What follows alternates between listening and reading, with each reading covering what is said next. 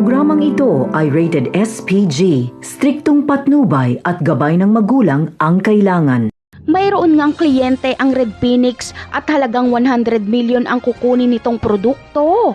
Ngunit ang problema ay walang ganong kalaking halaga ang Red Phoenix para makaangkat ng produkto kay Ramon.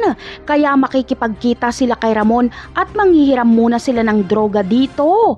At kapag mabayaran na sa kanila ang droga ay sa kanila babayaran si Ramon. Ngunit hindi papayag si Ramon dahil malaki pa ang utang sa kanya ng Red Phoenix. Ayon kay Ramon ay dapat daw magbayad muna ang Red Phoenix sa kanya bago ito mangutang ulit. Kaya tatawagin nilang sakim si Ramon at hindi magandang kanegosyo. Magkakainitan sila at magkakatutukan ng baril. Sa kabilang banda naman ay ang Red Phoenix nga ang susunod na target ni Tanggol.